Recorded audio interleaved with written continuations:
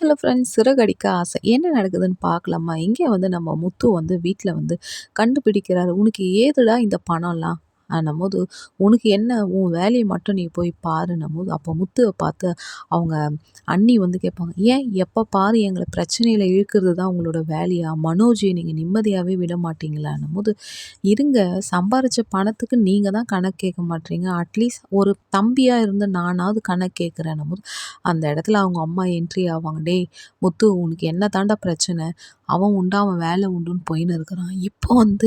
இப்போ வந்து அவன ஏது என்ன பணம்லாம் கேட்குறியே நீ? கொஞ்சமாவது ஒரு மனசாட்சி இருக்கா? கூட பொறந்தவன இப்படியெல்லாம் நீ சித்திரவதை பண்றியேன்னும்போது, "அப்பா என்னப்பா, உண்மைய கேட்டா அம்மா ஏம்பா எப்பவுமே ஒத்துக்க மாட்றாங்கன்னும்போது, சொல்லட்டும். அவன் கேட்குறது கரெக்ட்டு தானே. சரி, எத்தினி ஃப்ரிட்ஜு, எத்தினி ஏசி வித்த கணக்கு காமின்னும்போது, நாங்க முதல் போட்டோம். யாருக்கும் நாங்க கணக்கு காமிக்கணும்னு ஒண்ணும் அவசியம் இல்லன்ட்டு நம்ம மனோஜ் வந்து சொல்லும்போது, அப்போ முத்து வந்து கை தட்டுவாரு. "ஓ! ஷபாஷ்! ஷபாஷ்! அவ்ளோலாம் இருக்கா?